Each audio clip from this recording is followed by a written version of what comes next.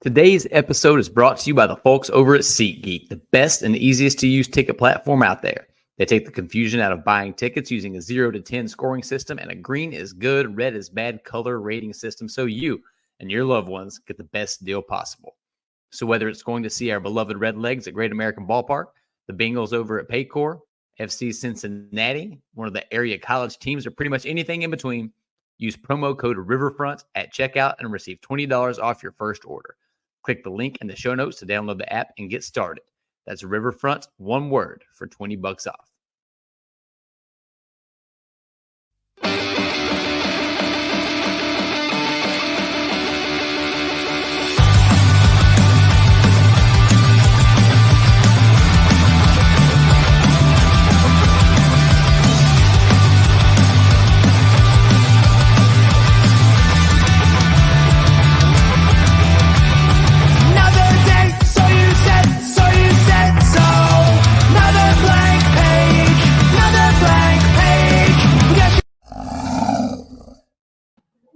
What is going on, everybody? Welcome to the jungle. Hey, look, we got a new name. And hey, look, I got a new guy beside me. We'll get to him in just a second. I'm your host, Joe Farsing. Like I said, the guy next to me, new face here on the Bengals podcast, Parker Fields. Parker, how are you, man? Doing pretty good, Joe. Thank you for having me. Excited to get this podcast going. I think we can have a lot of fun and bring you guys a good product every single night. Absolutely. As loyal viewers, listeners of the Riverfront Red Show heard, Tim kind of spoiled things by breaking the new name. I appreciate that, Tim Daniel. You're much appreciated. Anyway, new name. We've got a new network. We are with the Blue Wire Podcast Network. Incredibly excited to be part of their team. They had an opening for some Cincinnati coverage for Reds, Bengals, local colleges, and everything.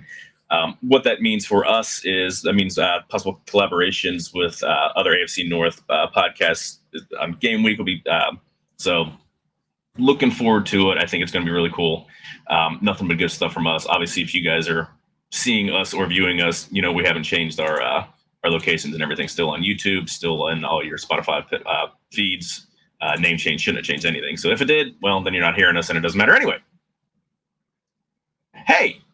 We also have a new format we'll be starting kind of a little bit today. Today isn't going to be a long episode, but new format that's going to be video only, just short form thoughts. It's going to be called 2-Minute Drill. Just a couple minute like news briefing or something like that. Anything happens during the week that doesn't really necessitate an episode. If Joe Burrow gets traded or something like that, obviously we're going to come on for a nice, going to have a nice long discussion. However, if Ja'Marr Chase comes up with a hamstring injury or something like that, we don't need to commit. And I'm not wishing bad voodoo on anybody. Let's not, we here at the Riverfront asked Chad Dotson about injuries and wishing injuries on players. Hunter Green, go back and check that one out.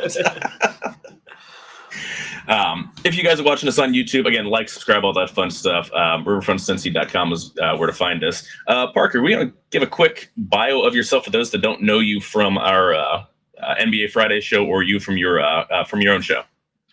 My name's Parker Fields. I have a pretty decently sized following on social media at Fields Focus on all platforms. I do gambling coverage like sports betting, give you my best player props, my best money lines, my best spread bets every single day.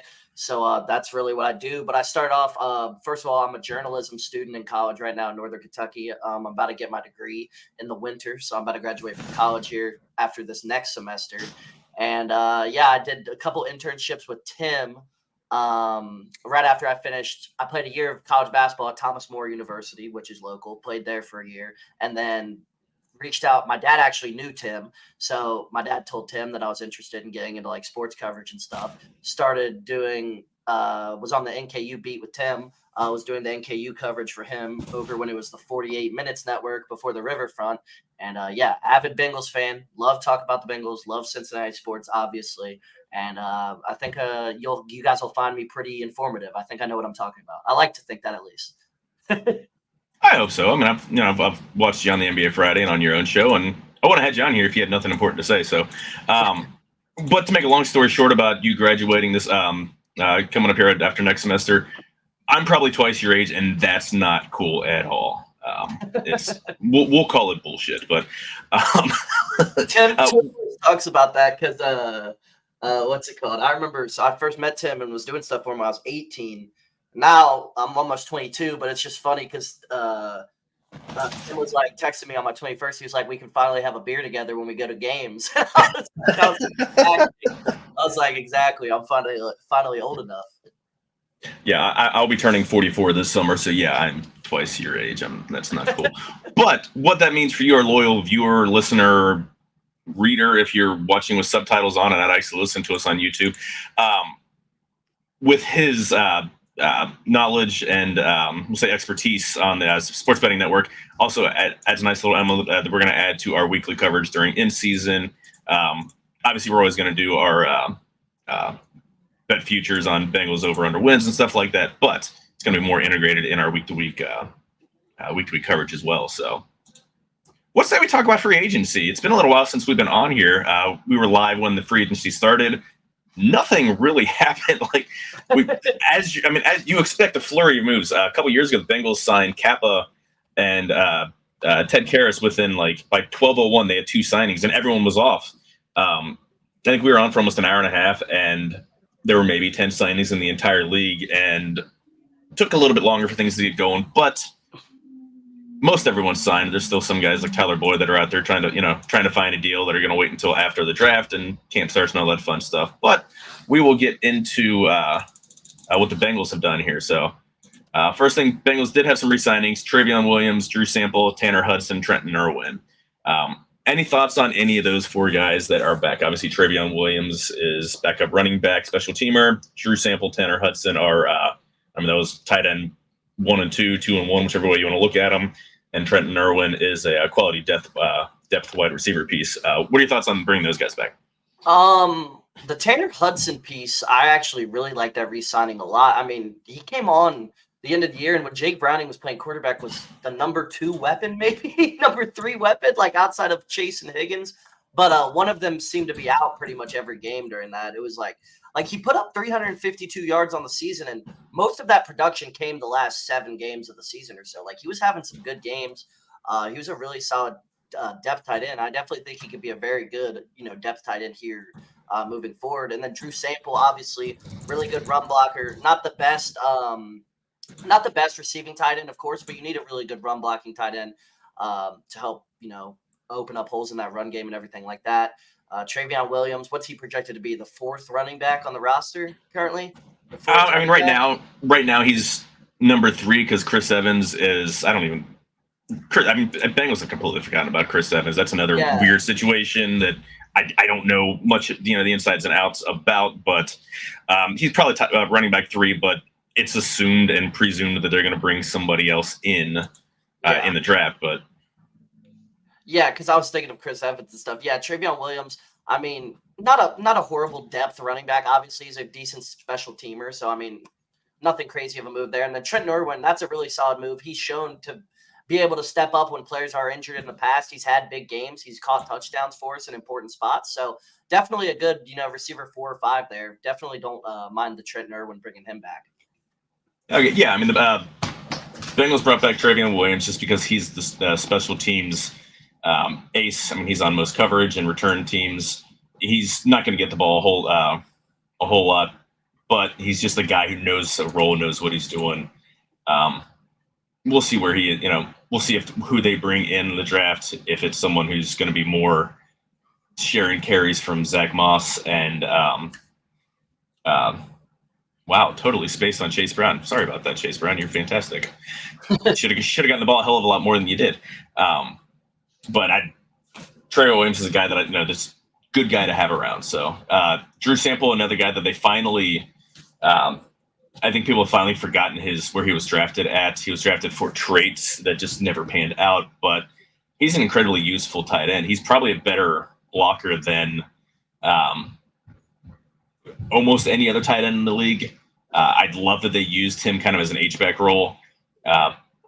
On passing situations, they put him in the backfield so you didn't have to rely on Joe Mixon blowing blocking coverage or anything like that. And again, he can still slip out of the backfield and make a catch for you. So Tanner Hudson, not much we can say about that. He was fantastic when they brought him, when they finally activated him, he looked great in preseason. Older guy, we didn't know what you were going to get, but guy was one of the most productive tight ends when he was on the active roster. And while they did bring in another tight end, and Mike, that we'll get to here shortly, you need depth. I mean, guys are going to get hurt. You need someone who can step in, so you don't have to completely ignore that position. Obviously, I would love for them to come up with something a lot more long term as your receiving tight end. Bengals seem to just want to do 1 year deals with everybody. I don't think that's the best way to go, but hey, that's what they've done with Hayden Hurst, Irv Smith. Obviously, that didn't work so well, and the guy we'll talk about here in a minute. But Hurst worked though. Yeah. I mean, what's funny though, you actually look at the numbers. Hudson's numbers in limited time actually were really close to Hayden Hurst. I know, yeah. So different roles. I mean, Hayden Hurst was more of the traditional tight end that would. I think he was asked to block a little more than Hudson, because Hudson was never asked to block. Yeah. But again, just the useful guy. I think it was. I had it up here. He had 2 pass blocking snaps on the entire year and 34 run block snaps. So 276 snaps on offense. 240 of those snaps he was going out in formation. So you do need someone that isn't a dead tell that you're gonna pass the one. And I can bet a lot of those run blocking snaps were RPOs to where ball could have gotten out and could have been a pass situation. So Trenton Irwin, another guy. Everyone likes him. I think he's okay. He's reliable by and large. I don't know where the depth's going to shake out. They're going to draft somebody by somewhere on day 2 for wide receiver. I would have liked him bring back someone who's got a little more explosive ability, who can create separation, but not a lot of those guys coming at a cheap deal. And again, they're going to bring someone in off of probably going to bring in a draft pick as they try to fill Tyler Boyd's slot receiving role. So all in all, nothing unexpected. Didn't let anyone go that was a surprise or anything like that. So Bengals additions. First one was a big one, and I highlighted it. Week running up to free agency, Geno Stone. I thought he would be a great addition to the Bengals back end, and obviously I think it was the first free agent that they signed in the free agency period. So it was the first. It was the first.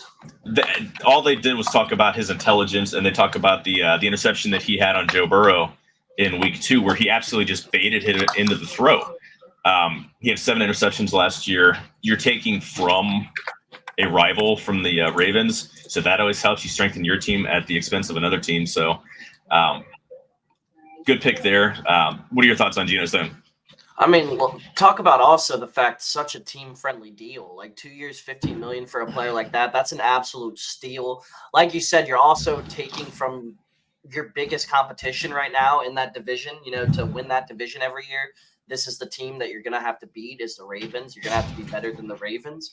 And I just think it was an awesome pickup in terms of just player overall. He's a great player. 7 interceptions, like you said, last year. Absolute ball hawk, great ball skills. And then also, I mean, what's better than taking from the Ravens and then also doing it on a steal of a deal money-wise, contract-wise? Yeah, he is more of the free safety, Jesse Bates type of placement. Obviously, you hope you're going to get Jesse Bates type productivity. Jesse Bates was all pro this last year, first year in Atlanta.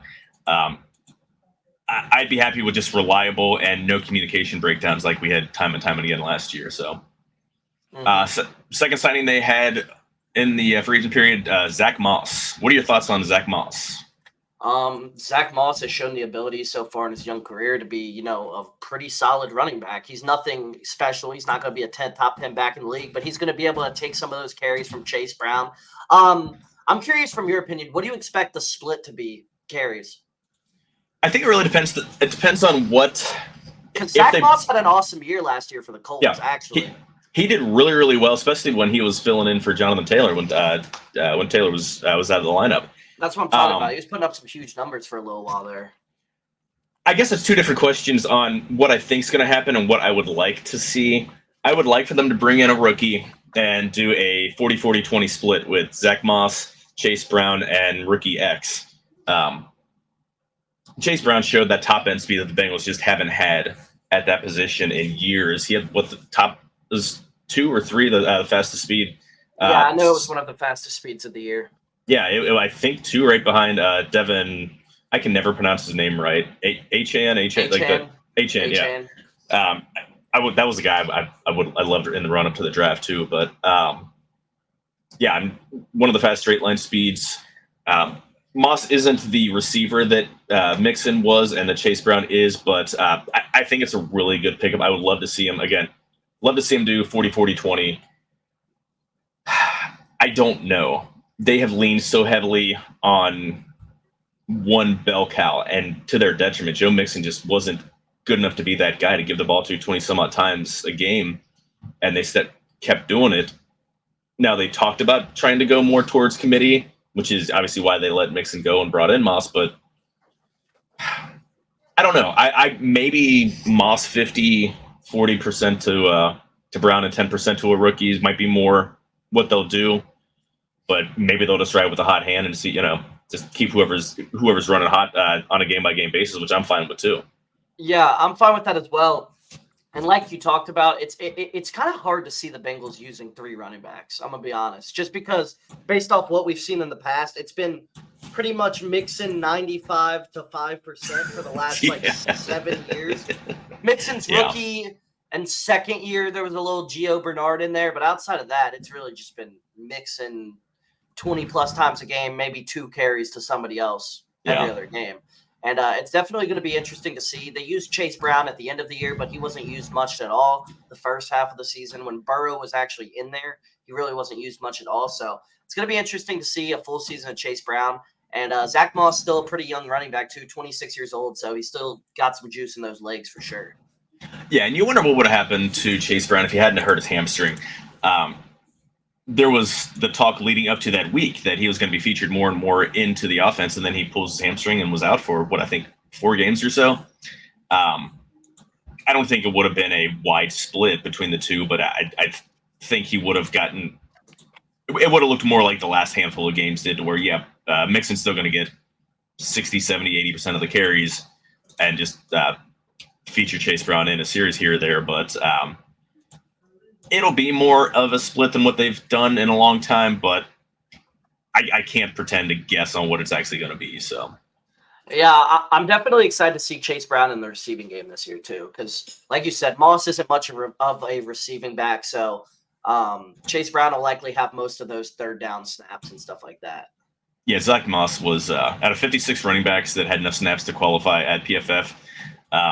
Zach Moss was 52nd out of 56th in receiving grade, so probably not going to be featured a whole lot in the passing game.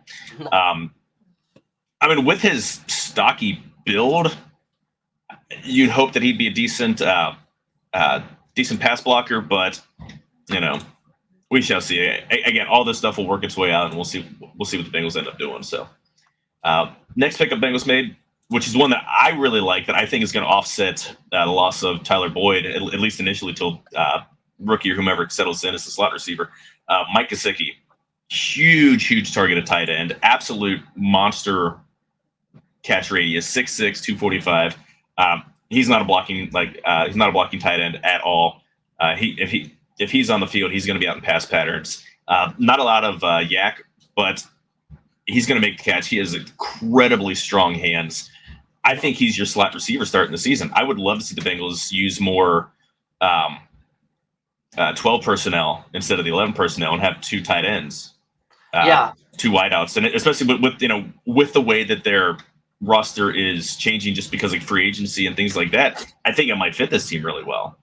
I agree with you, and I think Tanner Hudson and Gesicki could be really, complementary to each other on the field at the same time. Them working across the middle, both of them finding the holes in that zone. Obviously not to his level, but doing that Travis Kelce type role, finding the holes in that defense and going to the soft spots and getting open could be definitely very beneficial, because to this point in his career, Burrow really has not had that much production throwing the ball to tight ends at all.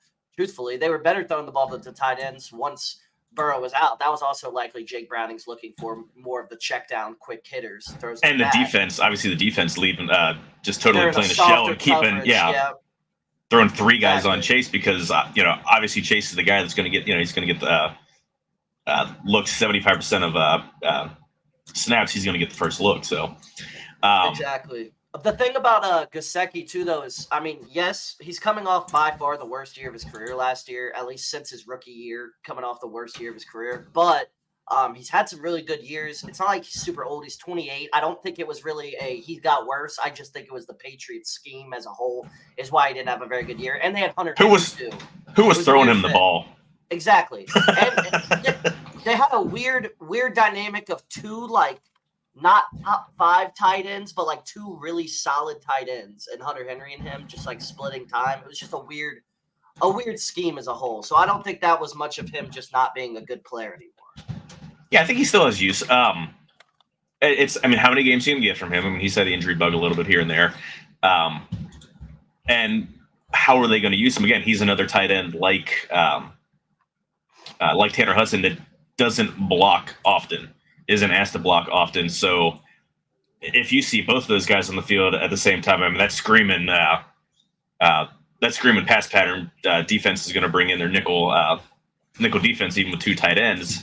But again, that guy's radius. I mean, third downs, you just run him a yard past the sticks and just throw it up and let the guy jump, use his huge frame and huge body, box out the linebacker or safety, whoever's covering him, and make it easy for easy conversion. So next one, and this one might be the biggest impact, at least individual player impact of the guys they brought in, Sheldon Rankins.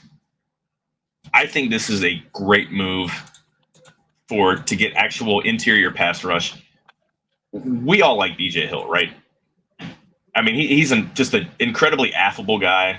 Fun player. Yeah, fun player. Just does some good stuff. He's solid at what he's asked to do, but he's not a great pass rusher. Like he does. I mean, he's probably an average defensive tackle. I'm looking at his grades here on PFF. He's 54 out of 109. I mean, that's literally right in the middle. Mm-hmm. He was best in 2021 when you had him and Ogunjobi kind of sharing snaps, pass situations. You can line them both up together. Sheldon Rankins is that guy that's going to provide a ton of interior pass rush. That's what he does. And it's a guy they haven't had probably since Geno Atkins in his prime, to be able to have that kind of pass rush juice from the interior. Yeah, 100%. I think the extra dynamic of a nose tackle, a defensive tackle, bringing a lot of pressure up front in that pass game is extremely important because 6 sacks last year from the nose tackle position. That's definitely a very solid production there. You don't see many nose tackles with sack numbers like that. He is on the getting older a little bit at 30, but he's about to be 30. No, he just turned 30. Sorry, I thought it said he was about to be 31. But the thing is, they tend to be able to play a little bit longer. Those primes, extend a little bit longer than most positions and everything like that. So I wouldn't be too worried about that. I definitely think it's a good pickup, and I don't think it's that risky of a move here. Yeah, and again, he's not going to be out there. This isn't Sam Hubbard who's going to be out here for 95% of the snaps. I mean, this is a guy who's going to be coming off the field most likely on obvious run situation downs and with kind of sharing with BJ Hill, maybe 60-40. I don't know how the actual breakdown is going to be snap-wise, but this is a guy that's going to not only get his own sacks, but Trey Henderson's going to get some more sacks because quarterback's not going to be able to step up in the pocket. Like that's how you get sacks anymore. Like you want that Myles Garrett, you want that TJ Watt monster on the outside, but in modern NFL, Aaron Donald, you look at Christian Wilkins, you look at guys, Justin Madubuike, I can never say his name right. Too many guys. Like, I need pronunciation guides here for every single player. I need it right here, easy. Those are the guys that are going to absolutely wreck your game. Hayward at Pittsburgh. They're going to get pressure in your quarterback's face immediately, faster than you can get around the edge. And being able to get a guy that can do that, if he gets pressure up in the middle of the field, then where's the quarterback going to go? You have Trey Hendrickson and Myles Murphy. I think Myles Murphy's going to feast this coming year. I think he came on strong. I think he has all the physical traits. That's why he was drafted the first round this year. Those guys are going to be huge recipients of Sheldon Rankins being in the middle of the field. Yeah, I completely agree with you. And like you were just talking about, that's how you get sacks in the modern day NFL. And our defensive coordinator, Lou Anarumo, has shown through the past, we just need a lot of solid players. We don't need superstars defensively to have a top end defense and stuff like that and make plays. Absolutely. Next one, Vonn Bell. I'm going to pat myself on the back a little bit here. I call this at the end of the season. I called this while he was under contract with the Panthers. Just talking about the end of the season, like where the Bengals need to get better. And like, I think they're going to bring back Vonn Bell. I think he's going to get. I think the Panthers are going to waive him. They're going to have to start over again because the veterans that they brought in, like Thielen, like Hayden Hurst. Hunter Hurst. That's wrestling. That's WrestleMania is going on right now for those wrestling fanatics on Sunday night here. Hayden Hurst and Vonn Bell. Obviously, things didn't work out for them with the veterans, so you knew that there's a good chance he was going to get cut. And I thought it would make sense for them to bring him back. Be interesting to see what they're going to do. Jordan Battle was outstanding last year. 8th highest graded safety as a rookie, as a third round rookie this past year as a strong safety. Curious if they're going to do three safety sets. Don't know what's going to happen with Dax Hill. I think he's going to be moved to slot, but it lets him do so much. Vonn Bell's so smart. He's such a tone setter. I mean, we all go back to him knocking out TikTok star Juju Smith-Schuster on the awful, terrible 2019 Bengals, the Ryan Finley game. Always be remembered as the Ryan Finley game. But he's an absolute tone setter. Glad that guy's back. Even if he's just as the extra defensive back, that's the guy you want in your room. Agreed with you. Vonn Bell was definitely one of the key pieces to our secondary during that Super Bowl run and conference championship run. And I'm glad he's back. He's got a winning pedigree. He's been a part of the winning Bengals team. So I definitely think at worst, it's just a great veteran presence in that secondary. Yeah, I think that's at worst. Absolutely. Last edition, the massive, and when I say massive, I mean massive, Trent Brown. God, he's 6'8", 370 pounds. Like, that is a lot of dude. Bengals legitimately have an NBA, almost NBA team size on their offensive line. You have the short one at Ted Karras at 6'4". Cordell Volson, Alex Kapler are both 6'6", and then the Brown twins, Trent Brown and Orlando Brown Jr., are both 6'8". That is a lot. They're not going to see Zach Moss. Nobody's going to see Zach Moss. He's 5'9", so Chase Brown's like 5'9", 5'10". You're not going to see the running backs until they come out the hole on the other side. No, you're not going to see them at all. And I just think this is one of our best pickups of the offseason, best moves we made, period, because I mean, there's no hiding it. The offensive line still needs upgrading, and this is an upgrade at the offensive line position. Jonah Williams is gone, but Jonah Williams didn't really live up to that top 10 pick, Bill. Or was he the 11th pick? Was he the 11th pick? He was the 10th or 11th pick, I believe. I'm trying to think. It was – I can't remember. I want to call him a top 10 pick, and then he was the 11th pick. I don't think he was top 10. I think he was in the teens. Let's see. This is riveting. Riveting for everybody. Jonah Williams, Arizona. He was the 11th pick. 11th. Okay, he was the 11th. Okay. You were right. I was wrong. But yeah, definitely upgrade from Jonah Williams there. He didn't really live up to the potential that he had, and I think Trent Brown is going to be an addition that helps this team for sure. Yeah. It's happy to have someone. I mean, they actually are spending less money on the offensive line.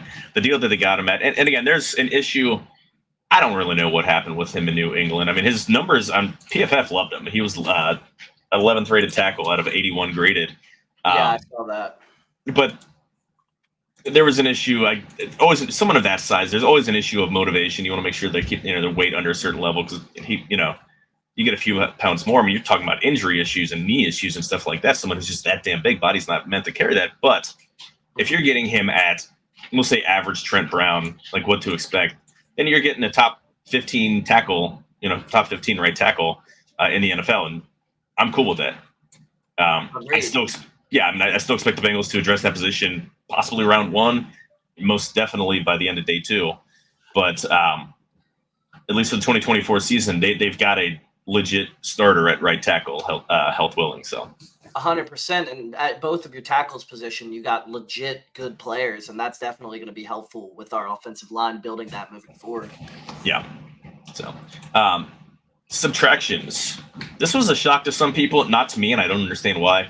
Joe Mixon was waived and then not waived and then traded to Houston for a 7th round pick.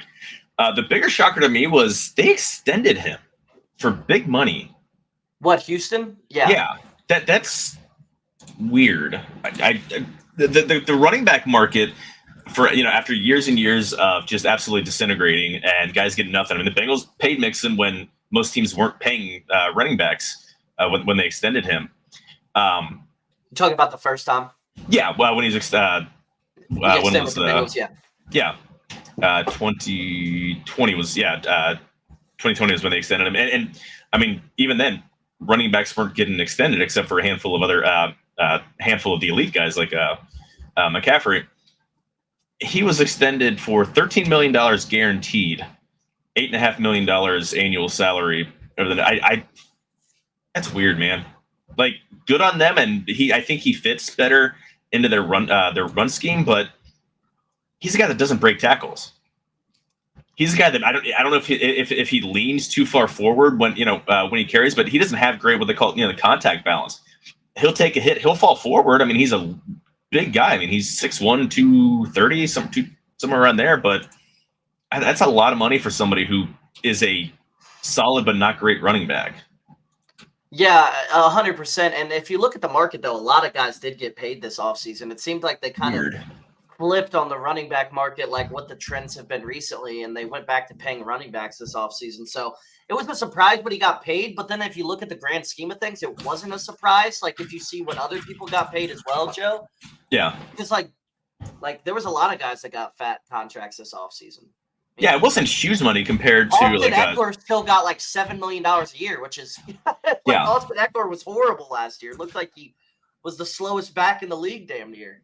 Yeah, Saquon Barkley got a huge deal, and again, good on running backs. But I'm glad Bengals were on the other side of the trend this go around, because not that running backs are completely fungible and you can just find one, but you can find running backs. You do, if you don't have a bell cow, and nobody really uses bell cow running backs anymore, you do more committee. You have multiple guys.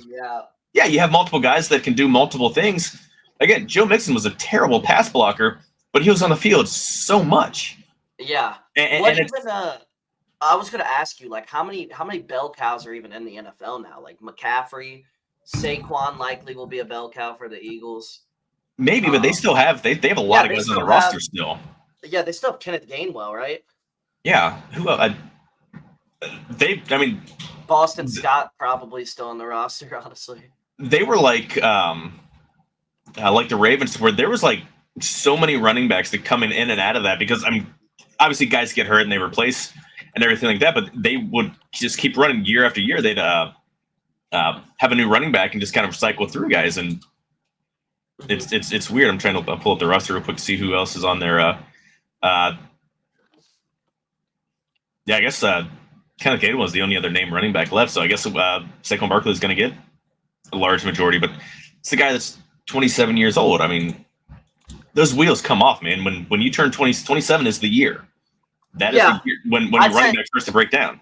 I'd say, it's like a 95% father time success rate with running backs. There's rare occasions, like Adrian Peterson obviously had the best year of his career when he was 28. He won MVP, something like that. Yeah, he's the exception to those guys are the exception to the rules. How many other guys? Derrick Henry, he had his best year when he was like 27, 28. But outside of that, it's very, very rare that you see players get better into their mid to late 20s as running backs. Yeah, and I like Derrick Henry. I think it's a good fit for him in Baltimore. I don't want to see, obviously I want all Ravens to have terrible years, but I just don't see that pan out. Like, the amount of carries that guy's had and the size of that guy, that's gonna go bad, right? Like he's gonna get hurt. I mean, that's the whole thing with their running backs. That's why they got a proven guys, because their running backs keep breaking down. I mean, how many times Gus Edwards get hurt, or J.K. Dobbins? You feel bad for that guy. He keeps getting like huge injuries. Yeah. But I don't know. I think it has to be, but he might just be the exception. Truthfully, he Right. might be afraid. He might, because I could see it going one of two ways with him. I could see him breaking down this year, not having a very good year, and it just starts to all fumble. Or I could see him still be elite till he's like 33. Truthfully, like he might just be, because the dude takes care of his body like crazy. Like works his ass off. You never know. You know what I mean? He might just be an athletic freak. I mean, he already is an athletic freak. Well, right. He might be the LeBron of running backs. For the Bengals' sake, I hope not. But I mean, yeah, exactly. He's also, with his biggest, he can also remake his body too. I mean, he can, this isn't a guy that he could slim down, and I don't know. Let's say slim down. It's not like he's got any fat on him, but he's a very stocky, beefy guy. If he starts to have issues with knees or something like that, then he can lose some weight and still be an effective running back, I think. So, next subtraction, Nick Scott to Carolina, which is kind of funny. Nick Scott was brought in to replace Von Bell, and now they just completely swapped spots, and the Bengals upgraded. Yeah, literally. That was the no-brainer of no-brainers with Nick Scott getting Wade. I don't think we really need to spend too much time on that. He was bad. Yeah, very. So, kind of a big surprise was DJ Reader leaving in free agency. I think, and you look at what he got in terms of, he didn't get a lot of guaranteed money. He had, what was signing bonus of $6.2 million.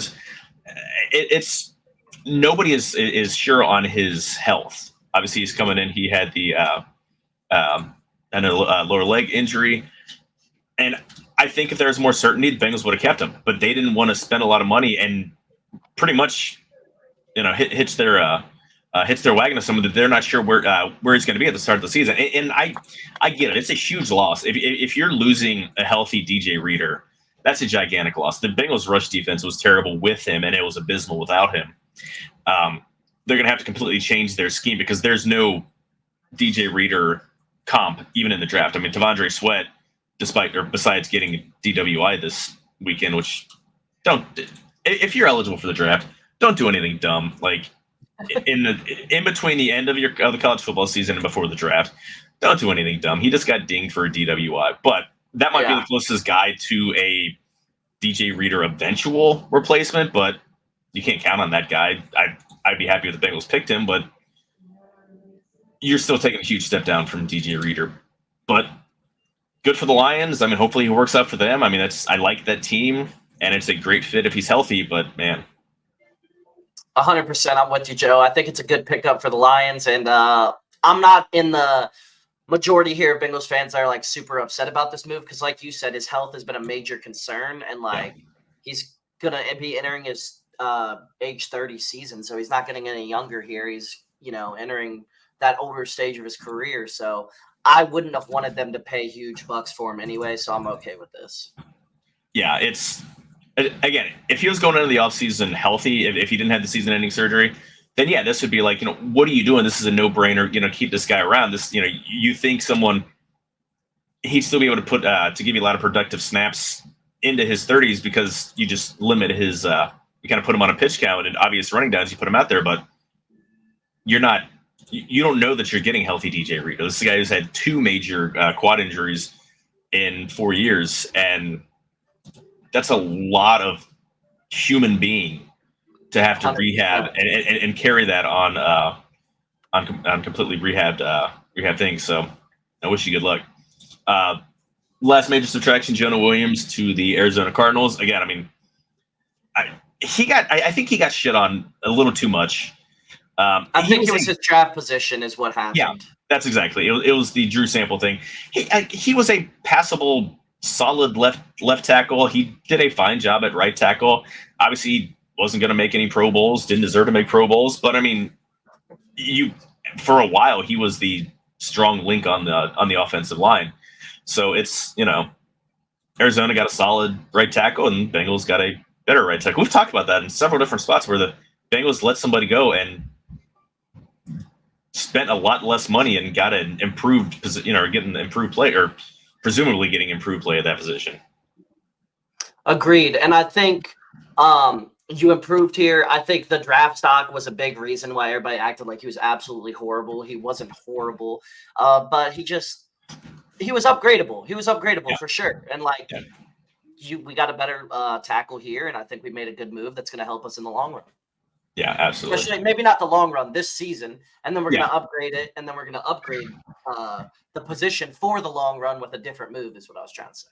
Let's hope so. Bengals have kind of been lucky that they're using a lot of just kind of stopgaps at positions, especially on the offensive line, tight end. Defense in general, has a lot of guys like that. Yeah, and obviously you're not going to have long-term solutions at all 25 starting spots, right? Or you're 11 on 11 in your offense, defense, and your specialist. But your offensive line is somewhere where you want long-term guys, and Bengals still really don't have. I mean, Orlando Brown Jr. is the only long-term-ish guy. I think they'd love to upgrade. I think they'd love to upgrade from Volson. Karras is a free agent after this year. Karras is a free agent after next year, and Trent Brown's a free agent after this year. Yeah, I was about to say Orlando Brown's the only long-term guy. I'd say he's at least in the future plans for a couple of years. Yeah. And I like the moves we've been making on the line though, but I would like to get a Pro Bowl level offensive lineman to build around for a long time. Yeah, when you're as terrible at drafting the position that they are, because they look at the wrong damn stuff. My God, it's easy to look at the guys that they're missing on. They're looking. I don't know. I'm not an offensive line guru. There are 20 different guys out there just that focus specifically on the Bengals that can explain better than I can. But they're not getting athletes. They're getting guys that don't test. I mean, Jackson Carman didn't test. Cedric Ogbuehi, we'll go way back to him. He didn't test at the combine because coming off a knee injury.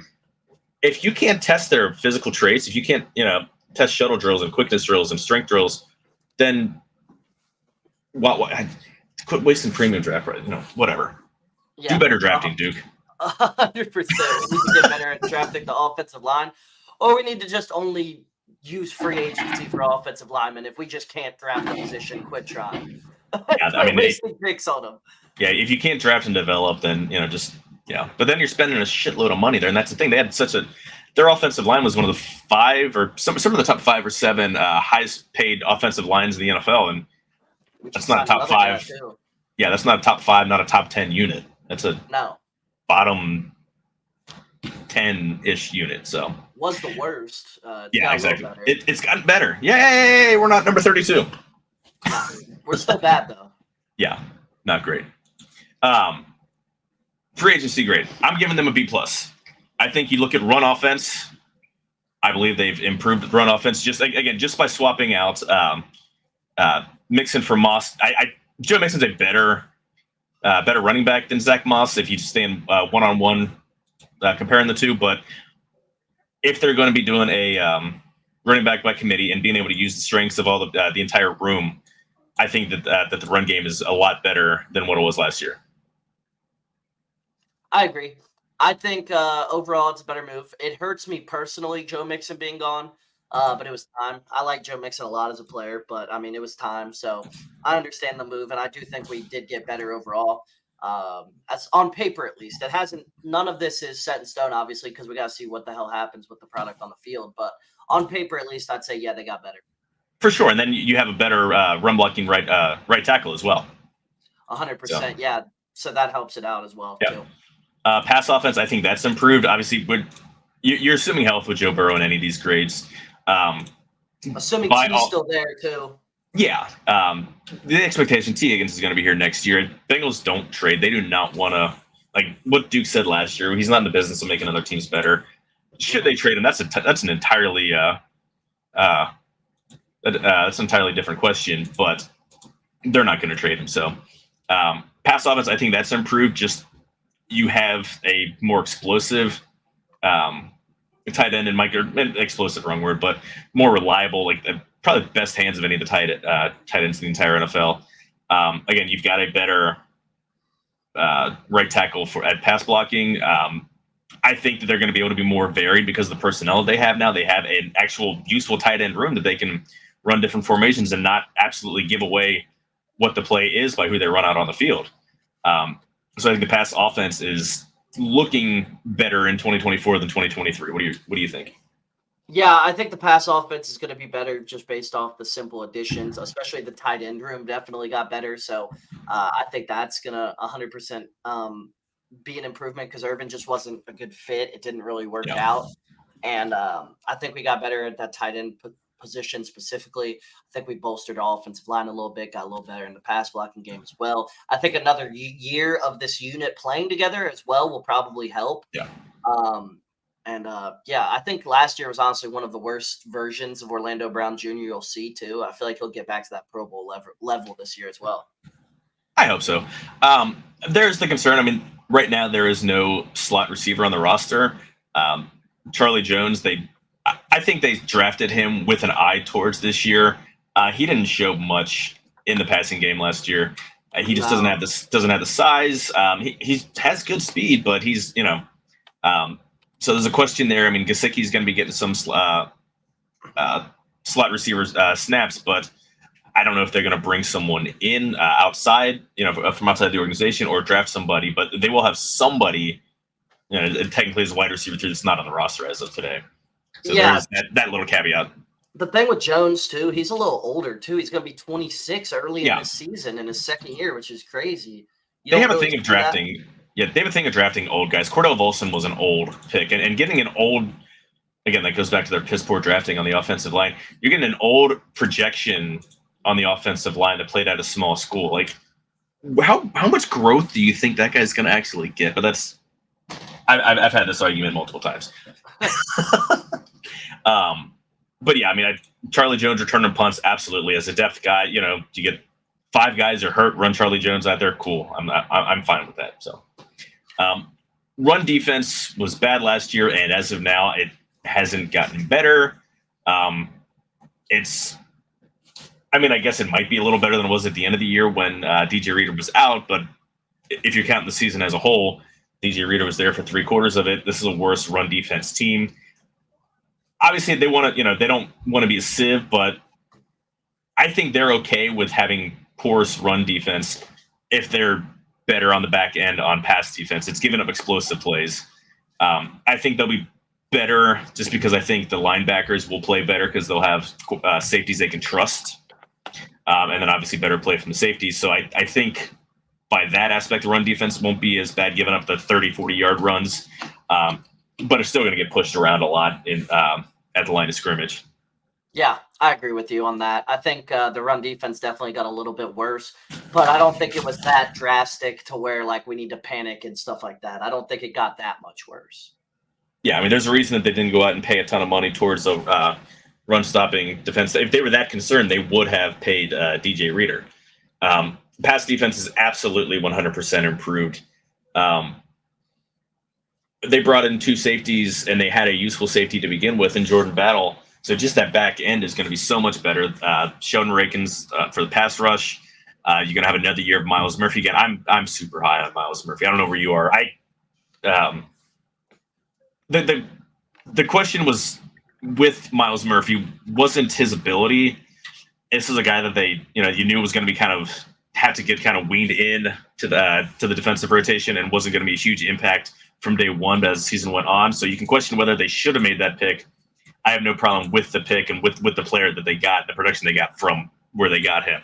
I think he's set up to have a really big year with his frame. They can take hopefully a lot of snaps away from Sam Hubbard. I love Sam Hubbard on rundowns, but he doesn't give you much at all in the pass rush. I was about to say, Myles Murphy, when we made that selection, we knew it was going to be like a stash pick. Like, he wasn't going to do much rookie year. It was going to be a more potential down the line selection. Now the argument is, should that have been a spot? Should that have been a guy that you get there with the team that you're wanting to, that's supposedly on the doorstep of winning a Super Bowl title? Now that's a very logical question, very fair question. But what you got from him was what you expected. I mean, he came on in the second half of the season, and he was a useful player. You saw like the get off that he has at the snap is absolutely insane.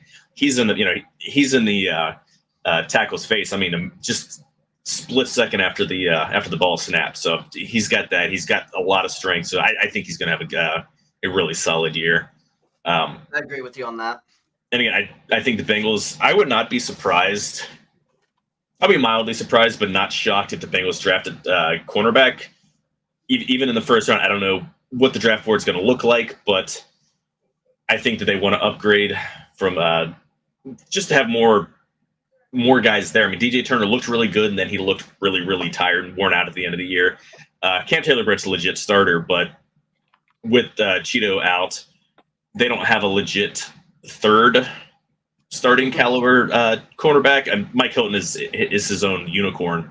But I would not be surprised if they bring draft a cornerback at least on day 2, just to have some more talent in that room. And that's more bodies that are better than what they had last year. So pass defense, I think, is definitely 100% improved.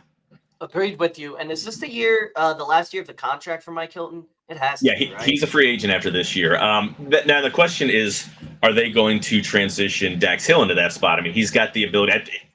I think he absolutely in coverage is going to be a lot better in coverage than Mike Hilton. Mike Hilton is decent, but he's also limited because he's like 4'2" and 110 pounds. Yeah. He's bigger than that, but now he's got a lot of. I'm just kidding. What's that? I said, is he bigger than that though? I think so. I mean, not by much, but I mean, nobody plays harder. No one has more dog in him than that dude. And seeing someone that size single-handedly bring down Derrick Henry, single-handedly smack around Josh Allen. Josh Allen's the size of a horse, and he on blitzes absolutely brought that guy down. He's like twice his size. Love seeing that, but you also need someone that can cover a little bit better, and that can. You don't have tight ends literally just going over top of them. That's what the Chiefs did to them in the AFC Championship game last year. Prior year, they picked on Mike Hilton because he just wasn't able to hold up in coverage against bigger targets. And moving Dax Hill, and hopefully he can learn. I mean, he's got all the physical traits. If he can learn that slot corner spot, I think they're well suited to weather Mike Hilton's loss after this coming year. But yeah, I gave them a B+. What do you give them? I'd have to give the pass defense, or just like them as a whole. Sorry, I'd have to give them a B+ too. Okay. Actually, I'm gonna move it to a B. It to a B.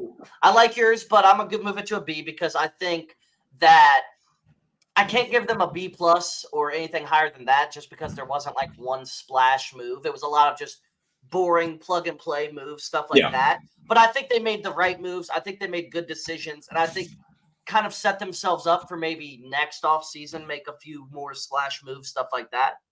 That's what I think.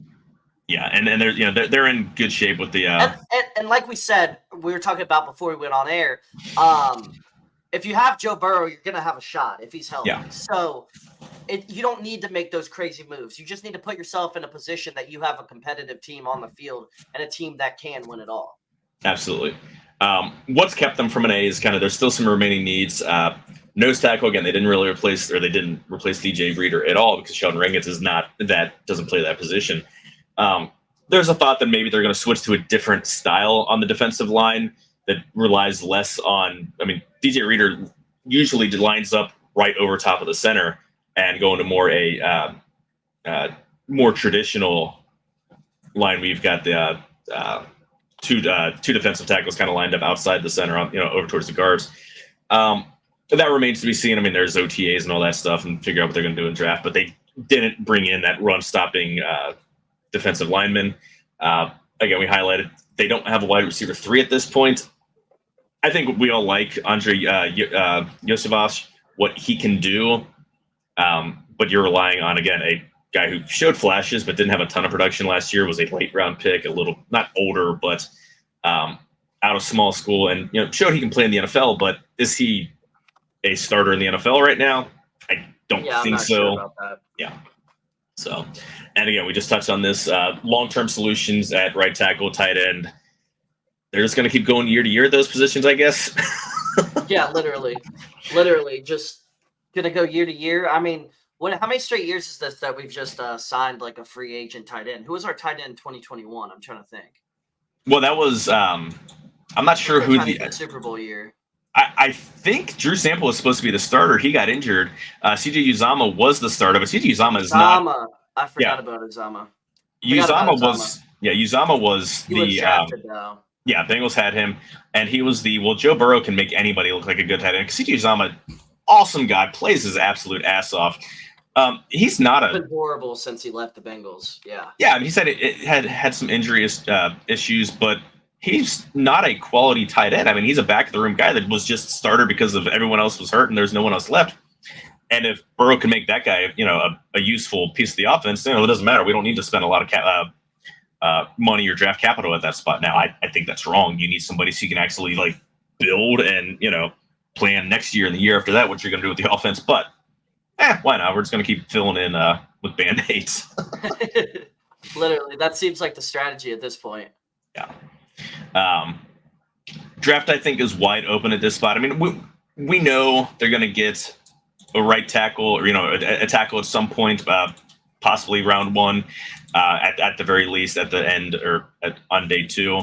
They're going to get another defensive lineman. I think more interior is more likely than edge, but you can never have enough pass rushers no matter where they are. But outside of quarterback and kicker, they can draft any position, and I wouldn't be surprised them drafting any position relatively early. They have that ability because they're pretty well set up. Agreed. I wouldn't be shocked if they literally drafted anything like you said, besides a kicker and a quarterback. Yeah. Don't draft a punter. They should have signed a punter. So go out and sign Tommy Townsend. That guy was a great punter. Yeah, seriously. Still have Brad Robbins, and because they have 10 picks, they'll probably draft a punter, but whatever. Not a fan of drafting punters? I'm a fan of getting somebody who's a little more of a known quantity, and there were a couple punters that were known qualities, and punters don't make a ton of money, so why not just go out and sign one? Yeah, exactly. I don't know. Again, or you're going to have a revolving door. I mean, this might be 4 straight years of a different punter. Kevin Huber, Drew Chrisman was not great, and Brad Robbins was just flaming hot ass last year. Yeah. But we shall see. So, draft is coming up. Draft is in, let's see, today is Sunday the 7th. It is coming up in, 2.5 weeks on the 25th on Thursday. So we're going to start ramping up our draft coverage. I don't know if we can do mock drafts, but we'll go over positions of need, guys that we like at certain positions. We'll have that. Again, we should be back on a more regular scheduled rotation here. I should be in your guys' feeds on Thursday mornings going forward. Obviously, this is Monday when this will be in your guys' feeds, but going forward. So it's time for mock drafts. It's time for pretending to make trades and stuff like that. Does that annoy you when people do mock drafts and then mock trades? None of this happens. So why are you? And stuff. Yeah, the national guys are mocking all these trades that you're just wasting time. This is too much time that you're spending on this. You're just overthinking it. Just make the picks of who has the spots, even if you know that there will be trades. You don't know who they're going to be. You don't know who's going to move where. So it's pointless to. I don't know. I agree with you. It's the NFL jerking itself off. This is kind of what it comes down to. Anyway, final thoughts here real quickly here. Riverfront Red Show, obviously, this week, Tim and Ben are off because they're watching WrestleMania. It is Seth Shaner and Chad Dotson. They are, actually, as we record now, they're live here in about 50 seconds. So I can't say check them out live because this is coming out afterwards, but hey, check them out. Check the recording on the YouTube feed if you haven't watched them yet. Late Night Reds, or Riverfront Red Show. Last week Nate had Tim Daniel and Ben Brown because they weren't on the show. Or they're not on Late Night Reds this week. They're on regular Red Show with Nate. Red Leg Roundtable with Seth Shaner. This week he has Kent Merker. If you've ever heard Kent Merker talk, that guy's absolutely hilarious. Longtime Reds reliever. He did some games in the past handful of years, but just hilarious guy. Can't wait for that episode to come out with. So check out riverfrontcincy.com, team at Riverfront Cincy if you guys have any questions. what are your guys' thoughts? Put in the comments or email us. What do you guys think the Bengals' grade on free agency should be? Let us know. Outside of that, Parker, any final thoughts before we get out of here? No, good first episode. I'm excited to keep this show rolling and get the ball rolling with a lot of off-season talk. And we got the draft coming up, so it should be exciting.